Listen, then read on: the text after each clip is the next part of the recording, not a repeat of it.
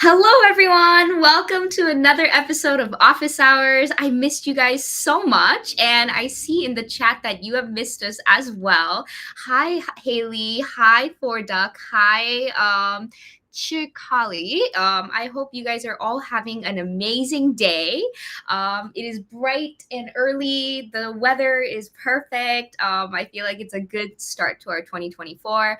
As always, thank you so much for coming to Office Hours. I feel like I personally also learned so much by hosting the Office Hours, by all of your questions and the amazing projects that you guys bring. So, can't wait to see what the 2024 year brings. And with me, I have our favorite August. Hey everyone, hope your holidays were good and you all got a lot of rest. You're coming back with many questions. I see that you have an amazing a stash. Are you trying a new fashion style? No, I swear every day I shave the whole thing and it grows back. I think there I Overnight, get yeah. That happens to me I too. I have to do it too. there was this guy on my roof on Christmas Eve and I pushed him off. Now all his buddies are saying that I have to take over his job even though I don't know how. I don't know. Who did you push off? It's getting really grim and dark real quick. So It's supposed to be a family-friendly Santa movie. oh my gosh, we have so many people in the chat today. We have Blender Y Unity, we have MA3 Designer, all of the usual names. Folkma, Pashtov, Brain, Stephen Wolf, welcome, welcome. Online earnings videos as well. Bruno. We have Edwin, we have Omar. Oh my gosh, that chat is popping today. Thank you so much for being here. We are super excited to see you as well. For 2024, before we start, I have a very fun exercise. I actually just did this with my team, and we're trying to like try out our New Year resolution. So everybody did that fun TikTok trend where they say one in and one out. If you are not really on TikTok, this is a trend where you say like, oh, this good thing that I want to happen in my life in 2024, that's an in. So it's going to be an in my life, and my out is something that I want to remove. So for me, my in is I want to be able to spend more time in nature. So more nature time is in for me, and out is there's so much, but maybe impulse shopping. I'm guilty of doing a lot of those. And with Amazon, like everything arrives in your doorstep so quickly. And then by the time it gets here, I'm like, why did I buy this? And no more regretful shopping. August, I wonder if you have any that you want to share. um I would say I do kind of like internally in my head. I haven't said them out loud. But my internal resolutions are to be more positive and to be less stressed about stuff that doesn't matter, which realistically is pretty much every single thing. Nothing matters. That's all. Life is just a game. Just play. Nothing really matters. But it's nice to see that you also have an amazing resolution. 2024 is going to be our year. You guys are in office hours. You guys are eager to learn and participate. And by that, you guys are already winners. And 2024 is going to be such a good year for you guys. Okay, we're already getting some requests in the chat, but I want to know what you guys did for the holidays and what your ins and outs are. So please let me know in the comments.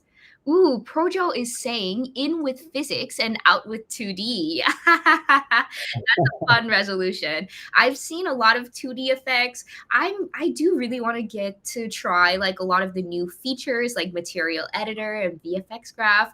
We might have some courses for that coming up soon, so keep your eye. All of you are invited, the live regulars. Let's see. Hi, Victor saying hi. Sasha saying, yay, they back. The best yo. Thank you, Sasha, for being here. We're excited to see you as well. Saya is saying, hello, am I late? You are not late. We just got started, so you're not late at all. Thank you for being here. Everybody, give me your 2024 resolution. Let's make it happen together.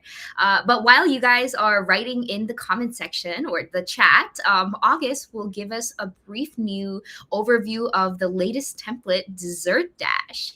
Now, remember, this is not Desert Dash. I've made a mistake where I said Desert Dash, and then people were like, no, no, no, it's a Dessert Dash. And then I took a closer look at the characters or the accessories, and they're all dessert.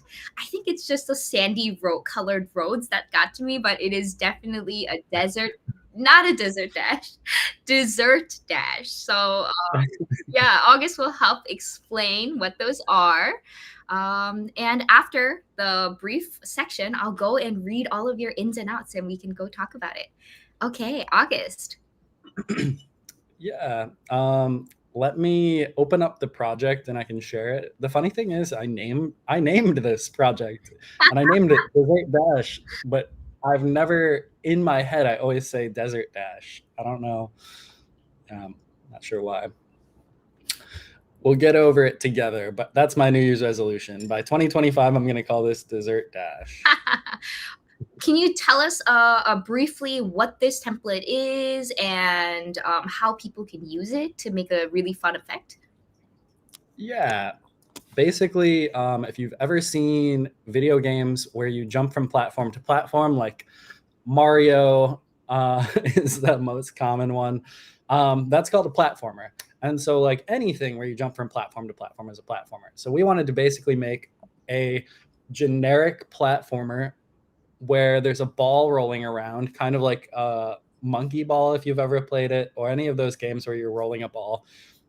Because I think in a lot of other game engines, that's like a pretty starter level tutorial to do. So we wanted to give you somewhere to start with a platformer that you could customize in all kinds of different ways.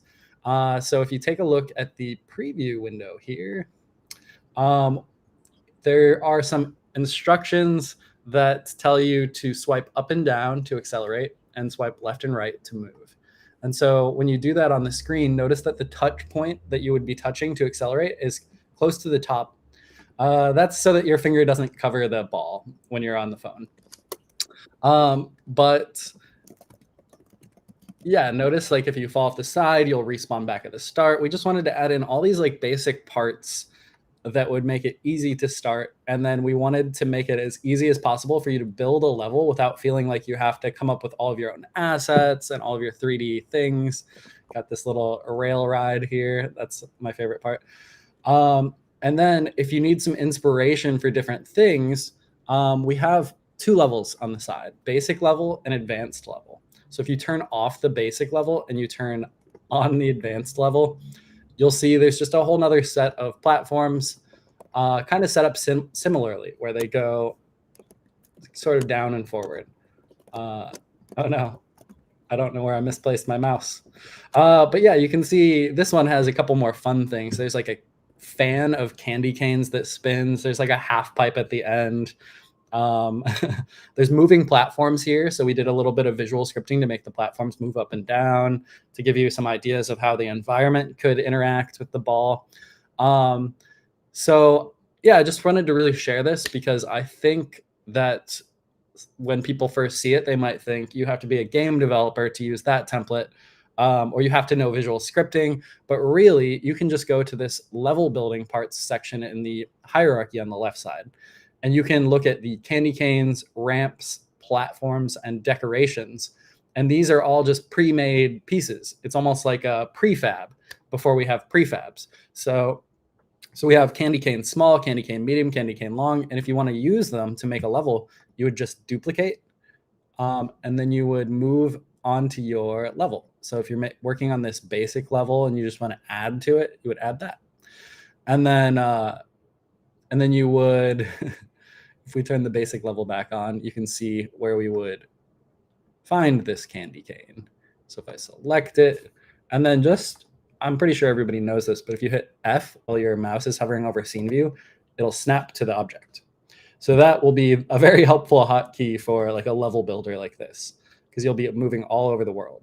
and then you can just move it into place. What I like to do is usually drag it onto whatever platform it's going to be used near or on. So if I wanted to put it on this one, and then I would just zero out all of these values. You could reset too, but then you have to be careful of the scale. And then hit F again, and there it is. On my platform, I can more easily arrange it. So these are the kind of things I would recommend. I would say just keep the textures if you don't want to have to worry, because it can be kind of hard to find another texture to replace these beautiful cake ones, and they look pretty nice as is. So if you want to go the full extra mile and make all of your own textures and maybe add some of your own meshes and stuff, you can totally do that. But I think everybody should just try for one time, just make a cake Desert Dash roller. And then one more thing I wanted to do before we move on.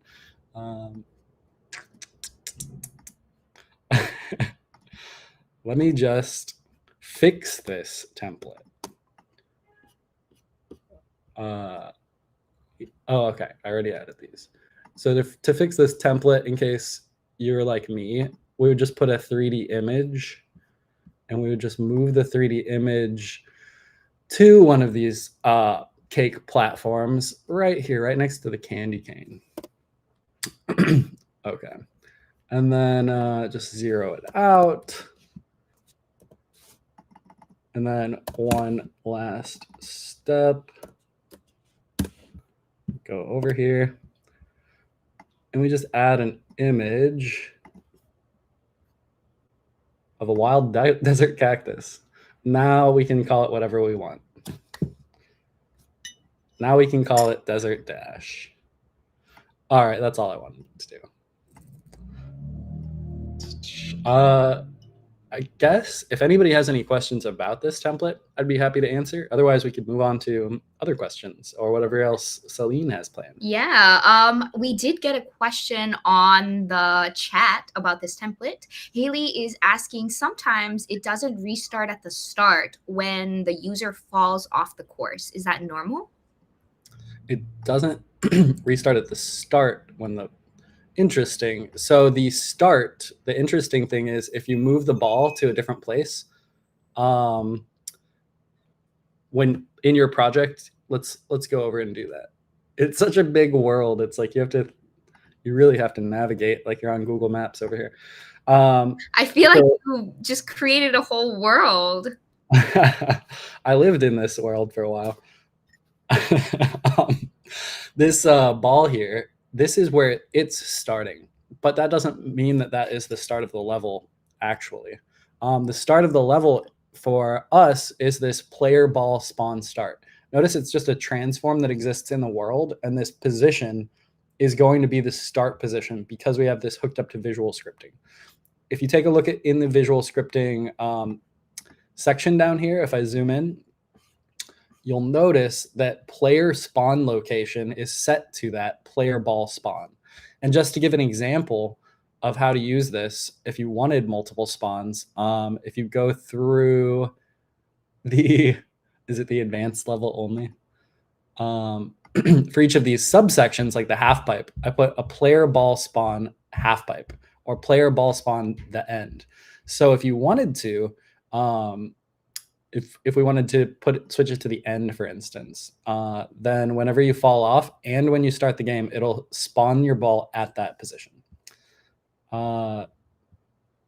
This would be a great time for a search kind of function. Okay, so this one is the end. And then see, as soon as the game starts, it drops us where we put that transform at the end. So you can, if you want, you can just change where the ball starts and it always is there. Or you could, if you're good with visual scripting, this is exposed so that when the player enters a box collider, let's say near the half pipe, say you have to pass through this box collider to get to the half pipe, then we could set up some logic to trigger it to change the spawn location to the half pipe. So then you could have like checkpoints through your level. So that's a little more complicated. I don't think that's necessary for most of these levels because they're not very long. But if you do make a longer level and you're good with visual scripting, try that. Okay, I hope that was helpful. Try that out and let us know how it goes, or if you need any additional explanations. Um, I got a lot of ins and outs, fun ins and out resolutions. So I'm just gonna read them out loud. Steven is saying ins are family, friends, skating. Outs are junk food and stressing. This is a really good resolution. I am excited to see a video of you skating. I'll be watching closely your TikTok channel. Hopefully, we'll see it on your channel. Um, Also, we have people calling us our friends group, and that the fact that they missed us so much, that's so sweet, guys. We missed you a lot as well. Thank you so much for being here. We have a lot of questions regarding collisions, so I guess this would be the perfect template actually to address those questions as well. Kojo is asking, could August please demo how collision event works with the setup of a spear on a cube and another cube hitting the spear, please? He's saying that collision events works on and off for him. Yeah, me too. I think at a very low speed, the collision event will not register. And you can see that actually in the end of these levels. If we go to where the goal is held here, you might notice that I actually have two box colliders. And that's because I noticed when the ball rolls too slowly into the lollipop that it doesn't cause a collision event. It doesn't cause any kind of trigger. It just bounces off. So this is kind of a known issue. And as a workaround, you can see this is what I would do and what I have done, creating a second box collider on the outside of the first one, where this one is not tangible. This is the wider one. It's not tangible, so that you can enter inside of it and not bounce off of it.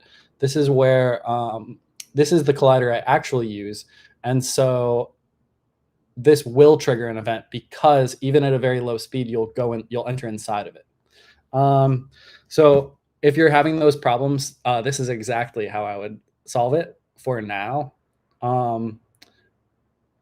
because this works every time. So just put your actual physical collider tight on the object like you normally do, and then put like another one that adds a good depth of box that's enterable. Just make sure whatever object you want can at least make it inside of that box before it hits the other one. Yeah. Okay. I hope this workaround works for you. Let us know how it goes. Haley Catpaz is saying her in is to have more fun with my projects and experiment to more. And the out is to forget about the pressures she puts on herself when working. I think this is a really awesome resolution. I personally also need to learn how to better relax. So we'll work on that together, guys. But I love what your experimentations would blossom. You always have such creative projects. So come to the live with awesome questions that we haven't even thought of, and we'll trouble solve together. So super excited for what we'll bring. Stephen is saying, where are all the cactus? This desert is so. August, you might need to add some cactus here. Is one not enough? One is not enough, of course. Such a desert that all of the cactuses dried up. We have another question from MA3 Designer. They're saying, when I move a rigid body cube by finger touch, it passes through another collider objects. Is there a way to prevent objects from colliding if I move them by finger touch? Let me think for a second. Let's see. So if you move them by finger touch, you have to have them set to is kinetic or is static. Sorry, Unity lingo, I guess. Yeah, so you have to have it set as is static. Otherwise, if it's not set to is static and you're not doing some weird thing with a joint, then you have to move it with physics, like the force controller or velocity controller. So yeah, those are your options. If you want to move it with while it exists as a physical object and it can be bounced around by other objects, you'll have to use it with force controller, which is how we control the ball in this game. If, on the other hand, you want to move it with your finger, there is another weird option you could try, and that would be moving an object around and then having a physics object directly connected to it with a point joint. We could, if you want to see a quick demo of that, we could try that.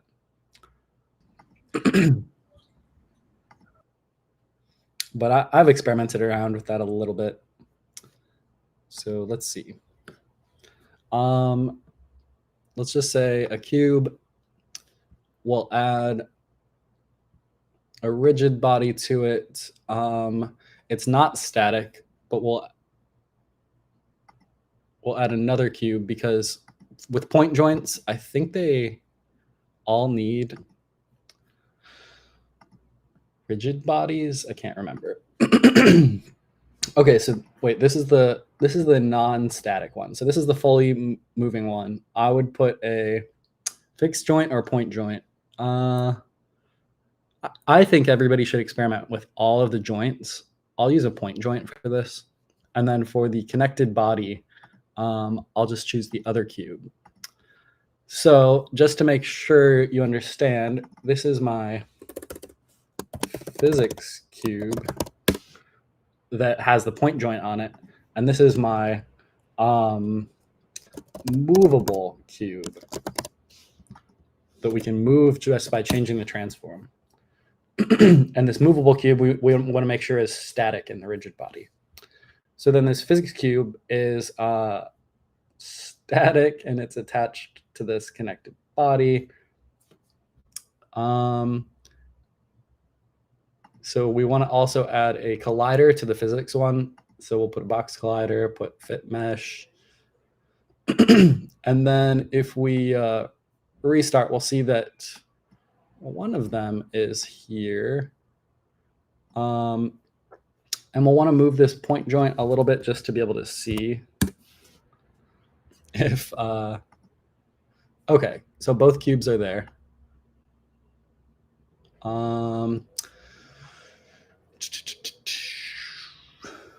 I'm moving the physics cube. That's why that's happening. So we see we can move this object. Now, my movable cube, because that's not the one I'm trying to show on screen, if I turn off the mesh renderer, then I'm just moving an invisible point around. And I'm not sure why it's spinning. I think it's because I put the anchor above the other one. I think it will be less chaotic if I put it below. Okay, let's try a fixed joint instead. If we don't want it to spin. I think for a lot of cases, you do want it to spin. I think the fun of a lot of physics effects a lot of times is that it's a little chaotic and you can see that there is physics, you know? Like people like the weird ragdoll stuff. Okay. Anchor type current connected. I'll just say connected. Okay, fixed joint is one of the ones I haven't messed with as much. But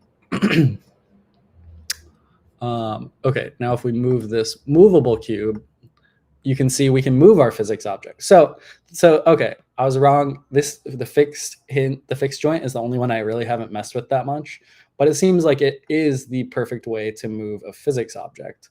I just wonder if I feel like it doesn't have any leeway. So if we put another cube, I don't think it would.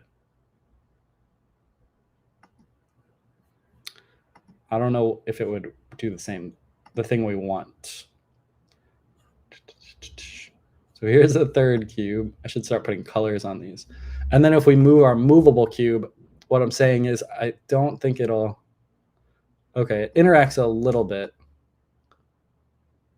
But I think a point joint would allow a lot more flexibility where it would like bounce off of that. For some reason, the point joint just makes it spin like crazy. So you'd have to mess with the anchor values to get the point joint to work correctly, I think. Yeah, I think if you mess with the anchor values, you could get it to stop spinning. and the point joint might be the way. We could try that if we want here. But that was a proof of concept with the fixed joint. We proved that it's possible. Let's go with spring joint. Spring joint is actually what we want because then we can control that constraint. So spring joint just kind of holds it in place, but it'll allow some flexibility away from that point as if there's a spring connecting the movable and physics cube. So now that we've attached that, we can change the tolerance and damping ratio to kind of change how tight the spring is. Tightness of the spring is just like a idea though. Okay. You can see it's very loose, by the way, the other cube just falls. But if we turn up the damping ratio, I think that will be helpful. Oh, I'm moving the physics cube, my bad. So if I move it around, it's so crazy. Why is it so crazy? Okay, so I think one thing is we want to move these closer at the start and just make sure it's this will make sure that it's a much tighter, smaller spring when it loads. And then it'll be a little less crazy. Okay, yeah. So if you make sure that your movable cube and your physics simulation cube are like overlapping, then they're a little tighter.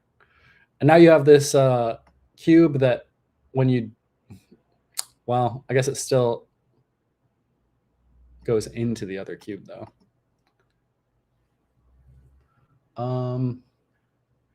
Oh, this one needs a rigid body. I think that's why. Yeah, so even if you set it to is static, without a rigid body, the box collider objects or any colliders won't have a mass. And I think there are some other things under the hood that they won't have that I don't know about, because I've noticed a lot of things will act much differently before you add a rigid body as opposed to after, even if you're just using it as a solid collider. So keep that in mind.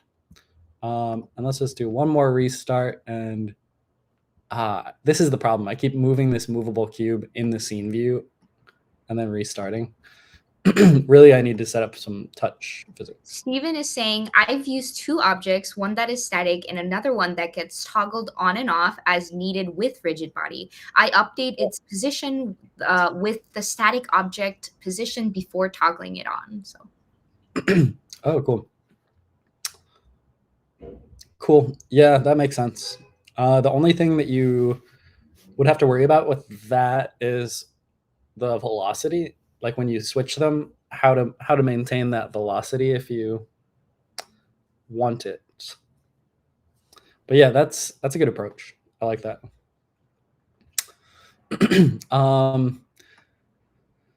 Yeah, I'm not sure how to get something like the setup I'm doing here to make it so that these objects don't pass through each other. Let's see. Movable cube. So the physics cube.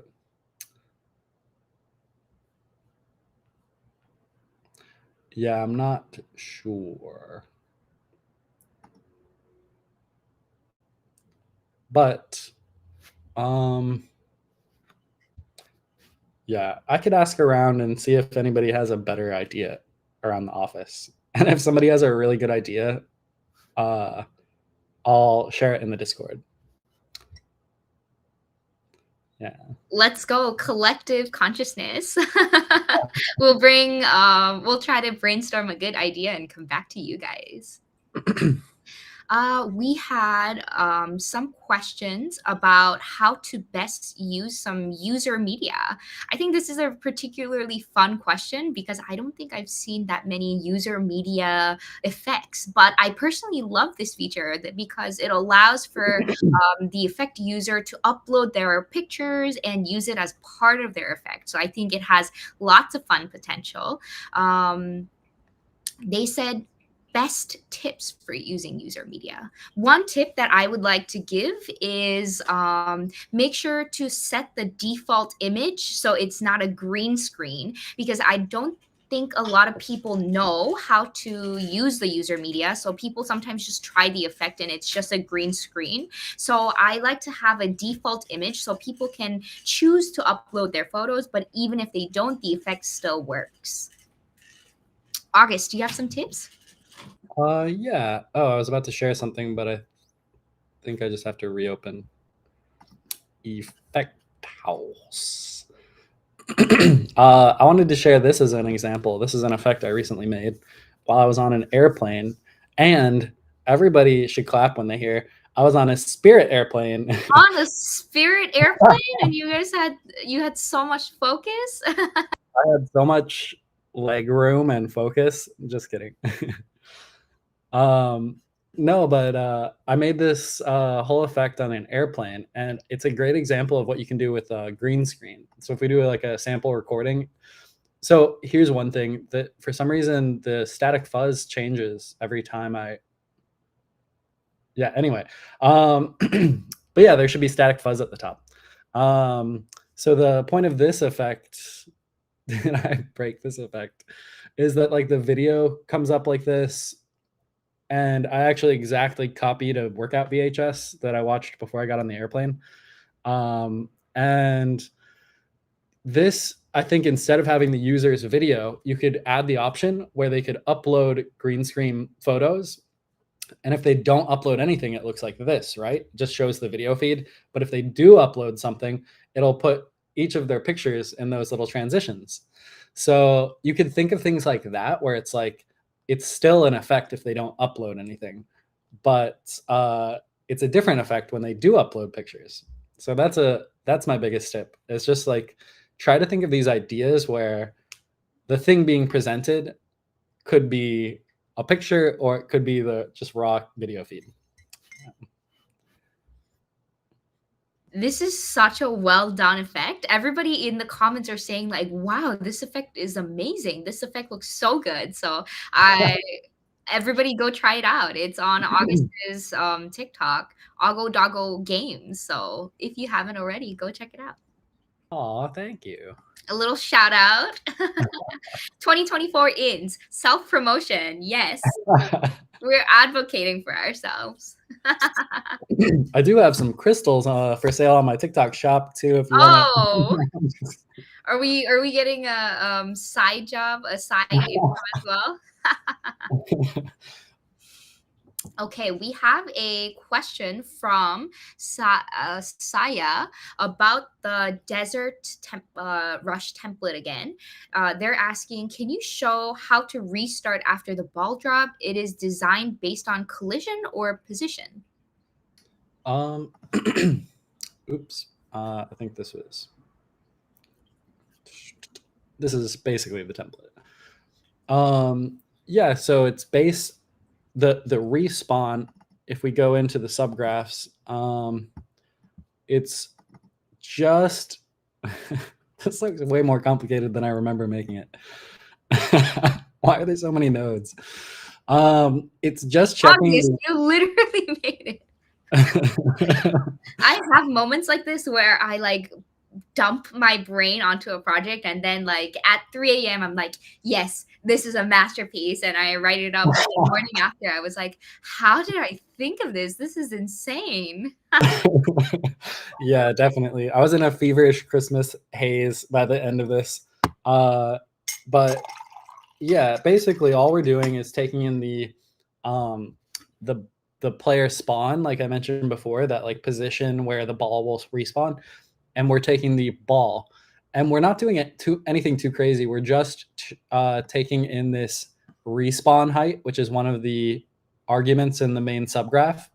You can change it to whatever you want, but we set it to 105, and that's literally the height on the y-axis. If it goes 105 units down, then we'll literally just reset everything. See here, we set the rotation. We're setting the position of the ball, and just making sure the camera is pointing in the right direction and the ball is set up right. So yeah, I don't think there's anything too crazy going on here. We're just moving the ball to the respawn point once it hits 105. Okay, sounds good. There was also another question about how to make my character move front, back, and sideways. So I referred them to August's Microjam project, the joystick Microjam project. It has a lot of good visual scripting, so you can go check out that section if you want to know how to do it yourself. But if you want to make a quick effect where you can control cars or move stuff, go check out that Microjam project. It's really well done. Yeah, if you pick out any of them, there's 5 templates. Just go with the AR one. Mm. I think that's the most used. Everybody likes that one the best because it'll always follow the direction of the camera. So that's like the best starting point, I think. Okay, great advice. This question is from our Discord channel. I think we're getting a lot of questions about colliders. Many people are interested in how you can make stuff collide. But in this question, the creator asked sphere or box. They have a circle mesh and they want to put a ball inside of it. So kind of like a lava lamp or like bouncing inwards of a circle. Do you know if this is possible? Well, I could think of one thing if we want to go back to the joints. Okay. Just to illustrate this, I'll create a PBR and we'll just make sure that it's able to be transparent. Change blend mode to normal. Now it can be transparent, and we can change the color to a slightly transparent color. And now this is our crystal ball material. So I'll just put this on this sphere. Then we have this transparent sphere. And then if we want, we can change the scale. Oh no, I really don't know what happened to my mouse. I need to get a new one. Okay, now we've got this transparent ball. And then, did you say a cube inside? Yeah, a cube or a circle. Okay, so the cube can be... Oh, that's kind of funny. Because the cube renders is after the sphere in the hierarchy, its render order is after the sphere.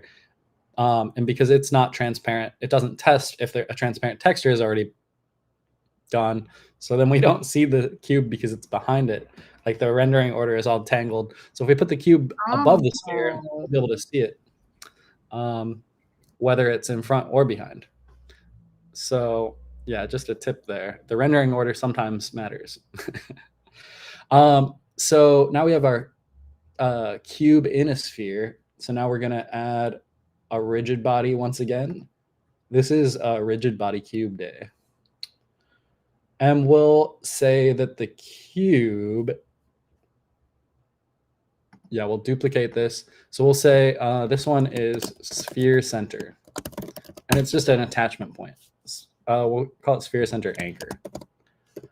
And we don't want to move this. We want it to stay at the center of the sphere, and we want it to be not rendered.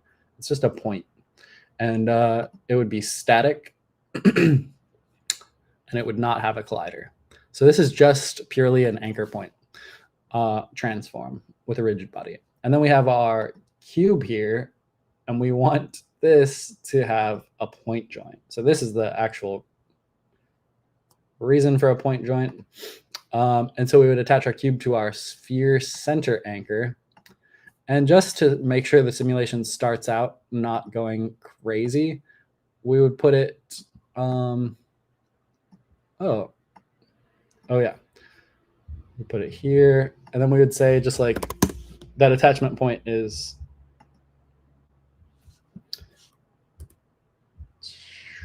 a couple units up. Wait. Oh, okay. Yeah, I just had to refresh because I changed the positions. So you can see, comparing the scene view to the preview, the cube seems to have gone upward whenever it loaded, meaning that this Y value of 3 is maybe a little too short of a leash for this cube. So maybe we could give it 9 and then restart. And we'll see it hangs a little lower. Maybe that's a little outside of the sphere. So now our sphere, we just want it to be a little bit more. And now this should be a cube that has a rigid body and is, not static, attached to this sphere center anchor. So let's see.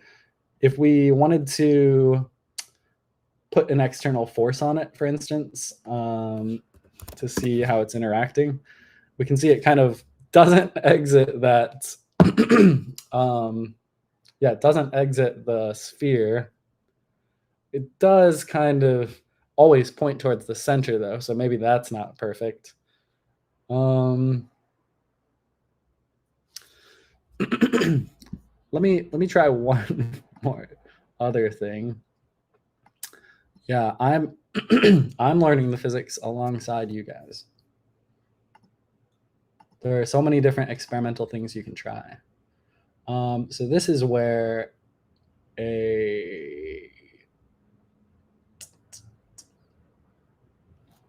another point joint might come in handy. So cube 1 on cube, and then this one is directly on the cube, and we'll just say turn off the mesh for this, and now we have another one that doesn't rotate at all for some reason. Wait, so the point joint, interesting. I don't think the point joint prevents rotation. It's almost like it's just doing the opposite of the first one. So then it's keeping it perfectly stabilized. But I think if there were actually things, if you had another physics cube come flying at it, it would spin. Let's see what happens if we add a little torque, which is rotational force. Add a little torque. Not sure. Oh, and this is on that other cube, but you would think it would still. Okay, so the point joint that we're using here, since it's perfectly overlapping the other one, allows this cube to rotate freely. Of course, we don't actually want to apply an external force or an external torque. This is just to see what would happen when another physics object does hit it. So let's see. If sphere center anchor, if we attach this to a head tracker, for instance, that's where we might see better tests. So this sphere center anchor. Okay, I think this probably works. And then just make sure that we take these forces off, because that might give us a lot of confusing results. Oh no, what am I doing? Okay, it's off on that one. Yeah, I feel like the deeper we get into physics stuff, the more things I just try, because every physics engine is different. So sometimes I can't carry over knowledge from like other game engines. It's like swinging around all over the place. I think we would also want this to be attached to the head. And then we just need somebody to move their head around. So this, even though you were asking about like a collider that contains something inside, that's not really possible. But with these kind of wacky other things that we do, we kind of have this cube that's trapped in this sphere now. And what's nice about this is that with traditional colliders, even if we did set this up, there would be a chance that the ball would go flying out through the sphere, right? Or the cube would go flying through the sphere. But with this way, with these joints, it also can't do that. So there is that extra bonus. I wonder if this answers the question. I think this was a good start to an experimentation, like you mentioned, and I hope that they take this knowledge and also make it their own and make a super awesome effect that they share with us. So I think that answered the question. Relaxing Lo-Fi Beat says, "Hi, August. I love your content and your micro jams." That's so sweet. Also, I had a poll going. 2024 is the year of the, and a lot of you got it right. It is the year of the dragon, but the other options, pig, mouse, horse, can also be true. So make it your year. To me, it could be a year of the horse as well. So but that was just a little fun quiz that we did. I hope you guys have a great rest of your day. This Friday, we have a new segment. Make an effect with August called Effect Jam. It will be a really chill session, kind of like this one, where you guys can come in and ask August some questions or just see what he creates. He loves this dessert dash template, so he'll be doing a lot of tinkering, making projects, and adding all of the cactus seeds. So you have to come and check it out. Come this Friday. It will be a super chillaxing time. So excited to see you all there. August, any last words? Yeah, if you come on Friday, be prepared to make your own level too. It's gonna be Wow. a community level building session, and everybody should have something by the end of the hour that they This is are proud of. so fun. Okay, thank you everyone for joining us today. It was so nice seeing all of you. I missed you guys. We will be back regularly now. Happy New Year again, and have a great rest of your day. See you guys all on Friday. Bye. See everyone. Peace out.